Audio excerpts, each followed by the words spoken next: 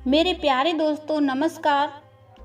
दोस्तों आपने अधिकतर सुना होगा कि लोग कहते हैं कि किसी भी कार्य को करने से पहले या कोई भी निर्णय लेने से पहले बड़े बुजुर्गों से राय जरूर लेनी चाहिए।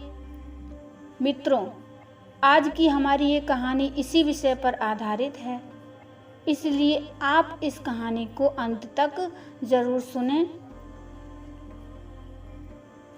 दोस्तों, कहानी को शुरू करने से पहले हम आपसे कुछ बातें कहना चाहेंगे कि जिस प्रकार एक वृक्ष को हरा भरा रहने के लिए उसकी जड़ों का मजबूत होना जरूरी होता है, उसी प्रकार परिवार में सुखी संपन्न रहने के लिए उस परिवार के जड़ अर्थात उस परिवार के जो बुजुर्ग हैं उनका उस घर में आदर सत्कार होना बहुत ज़रूरी है, क्योंकि घर परिवार एक वृक्ष की तरह ही होता है और उस घर के बुजुर्ग उस घर की जड़ होते हैं। इसलिए जिस वृक्ष की जड़ को ही कमज़ोर कर दिया जाएगा, उस वृक्ष के पत्तों को सूखने से कोई नहीं बचा सकता। उस वृक्ष के पत्ते पहले तो पीले पड़ जाएंगे और धीरे धीरे करके सूख जाएंगे। उसी प्रकार घर का बुजुर्ग उस घर की जड़ के समान होता है और जिस घर में बुजुर्ग का निरादर होगा, उस घर में पहले तो कलह प्रवेश करती है, फिर उस घर में रहने वाले लोगों का उस वृक्ष की भांति पतन होने लगता है। इसलिए मित्रों, हमेशा बुजुर्गों का सम्मान करना चाहिए। तो आइए कथा को आरंभ करते हैं। दोस्तों, एक बार एक गांव में एक लड़के की विवाह की तैयारियां चल रही थीं। तो लड़की पक्ष से संदेशा आया कि बारात में कोई भी बुजुर्ग नहीं आना चाहिए। ये संदेशा जब लोगों को पता चला तो उस गांव के जितने भी नवयुवक थे, उन्होंने ये निर्णय लिया कि बारात में नवयुवक ही जाएंगे, एक भी बुढ़ा नहीं जाएगा। बुढ़े जाकर वहाँ पर क्या करेंगे? बुढ़े तो घर पर राम राम करें, भजन करें। ऐसा उन्होंने निर्णय लिया, क्योंकि दोस्तों अक्सर देखा गया है, कहीं से कथा का बुलावा आता है या कहीं से सत्संग का बुलावा आता है तो बूढ़े लोगों को वहाँ पर भेजा जाता है। बूढ़े तो कथा में जाते हैं, बूढ़े तो सत्संग में भेजे जाते हैं। विवाह बारात में उन्हें कौन ले जाए? लेकिन उस गांव में लड़के का नाना था जो वहां पर मौजूद था। लड़के के नाना ने कहा कि नाना भैया, मैं तो जाऊंगा अपने देवते के बारात में।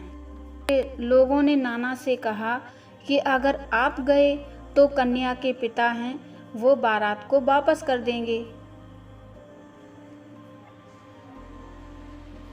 क्योंकि उन्होंने पहले ही ये संदेशा भेज दिया है कि अगर कोई भी बूढ़ा आदमी दिख गया तो बारात को वापस कर दिया जाएगा। तो नाना ने कहा कि ऐसे ढंग से ले चलो कि किसी को पता ही ना चले। तभी यह निर्णय हुआ कि मोटर कार में जहाँ सामान रखा जाता है वहाँ पर नाना का इंतजाम कर दिया गया। तो नाना जी को छिपाकर ले गए और बारात कन्या के गांव में पहुंच गई। तो कन्या के पिता ने अपना एक गुप्तचर भेजा कि देख कर आओ, कोई बूढ़ा व्यक्ति तो नहीं आया है। तो उसका गुप्तचर जब देखने आया और वापस गया तो उसने भी कहा कि नहीं, कोई बूढ़ा व्यक्ति मुझे बारात में नहीं दिखा। तब उस कन्या के पिता ने अपनी ओर से एक सेवक के हाथ से संदेशा भेजा कि हम अपनी बेटी का विवाह करने के लिए तैयार हैं, पर हमारी एक शर्त है, वो पूरी करनी पड़ेगी। तो उन्होंने पूछा, क्या शर्त है? तो कन्या के पिता ने कहा, हमारे गांव के किनारे जो नदी बह रही है उस नदी में पानी की जगह शुद्ध दूध बहा दो तो अपनी बेटी का विवाह करेंगे। अब तो नवयुवक सब परेशान, खूब अकल लगाते रहे, खूब पढ़ाई लिखाई करी, लेकिन कुछ भी काम में नहीं आई। सारी की सारी पढ़ाई लिखाई धरी की धरी रह गई।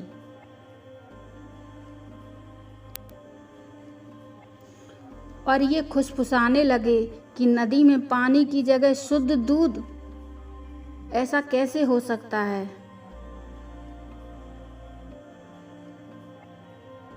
ये तो असंभव है। तभी निर्णय लिया गया कि बारात को वापस ले चलो। बारात लौटने लगी। किसी ने कहा, बारात तो लौटने लगी, पर नाना को क्यों परेशान कर रखा है, उन्हें भी बाहर निकाल लो। तो नाना जी को बाहर निकाला गया। तो नाना जी ने कहा, क्यों, अब कोई बात नहीं है क्या? तो उन सब ने बताया कि नाना जी, लड़की पक्ष की तरफ से संदेशा आया है कि नदी में पानी की जगह शुद्ध दूध बहा दो। ऐसा कैसे हो सकता है, इसलिए हम बारात को वापस ले जा रहे हैं। तो नाना बोले, छोटी छोटी बातों पर कहीं बारातें लौटती हैं क्या? तभी वहाँ मौजूद लड़के बोल पड़े कि दिमाग खराब है क्या, ये छोटी सी बात लग रही है। नाना ने कहा, बिल्कुल छोटी बात है। तो उन लोगों ने कहा कि अगर आपको ये छोटी बात लग रही है तो इसका हल बता दीजिए, इसका हल क्या है।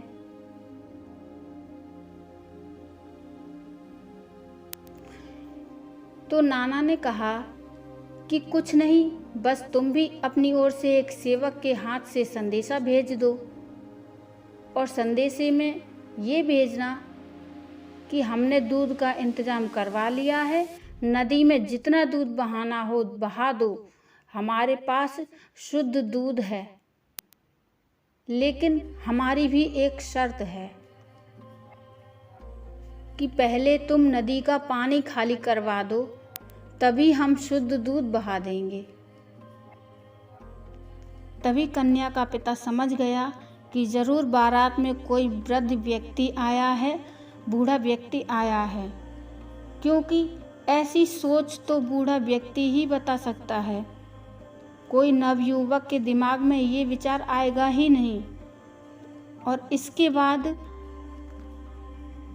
दोनों पक्ष ने मिलकर समझौता कर लिया और अच्छे से कन्या और वर का विवाह हो गया और वो अपनी ज़िंदगी खुशहाल तरीके से बिताने लगे।